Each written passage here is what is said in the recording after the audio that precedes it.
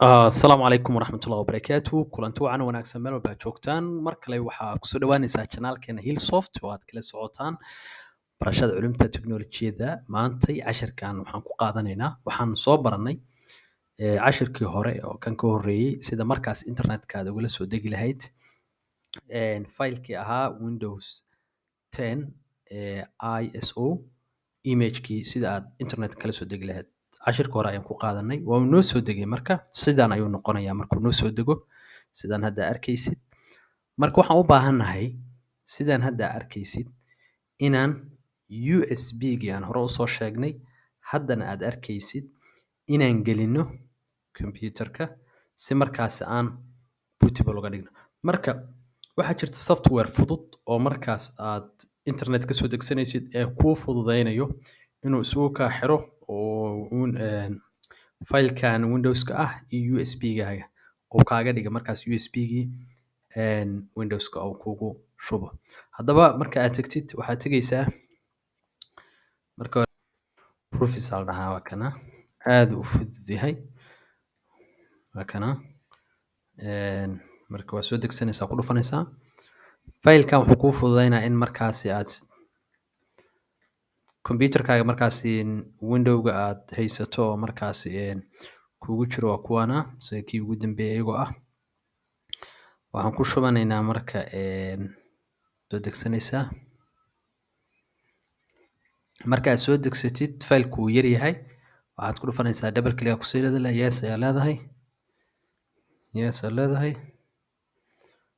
okay faylkiina waa noo soo degay waa kana maxaan diyaarsanay marka waxaan diyaarsanay software yar oo markaas inoo fududeynayo oo image-kan inooga dhigi doona USB USB-ga ayaad gelinaysaa markaan diyaar waxa u tahay software-ku waa kuu diyaarsan yahay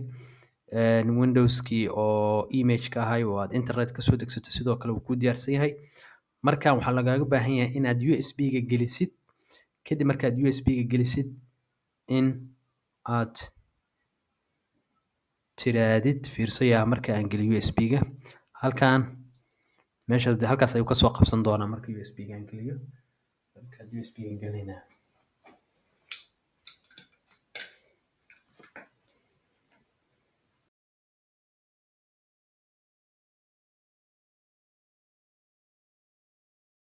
okay faylku waa inoo soo degay USB-ga waan gelinay kadib marka USB-ga gelisid waxaa kuu soo baxayo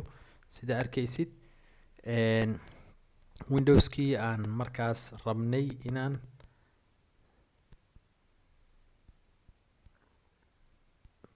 waa dooranay marka waa inaan dooranaa meesha ka dooranaa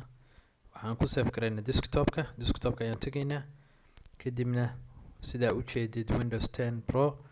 kadibna open ayaan leenahay waa uu soo qabsaday kadibna waxaan leenahay start okay aad ku leedahay meeshaan haddaad rabto sida default-ga u dhaafi kartaa haddaad rabtana customization ku samayn kartaa laakiin anagu markaan waxaan leenahay okay kadibna hore ayuu u soconayaa waxaan sugaynaa marka sidaa u jeedid waa u wadaa marka warning-kan uu ku tuso micnaheedu waxa waaye wixii hore ugu jiro oo dhan USB-ga wuu tirtiri doonaa kadibna kuwa cusub okay aan ku niri okay markaad tiraahdo kadib sababtoo ah faylal kale oo hore ugu jiray USB-gaaga kulama keydin kartid marka wuxuu u baahan yahay isagoo oo ay waxba ku jirin si markaasi aad ugu shubto Windows 10-ka haddaba marka uu dhammeeyo okay waa uu dhameeyey sidaa arkaysid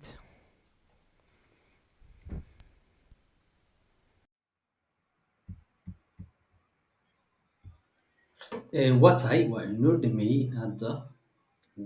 marka uu dhameeyey sida aad shaashadda arkaysid waxa uu markaani diyaar u yahay inaad ready waayo marka tartiibtaada waxaa samaynaysaa marka USB-ga ka bixinaysaa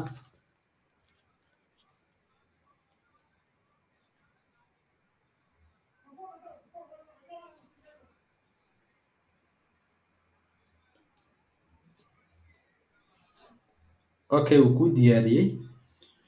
USB-gaaga markaas ka bixinaysaa wuu diyaariyey USB-ga ka bixinaysaa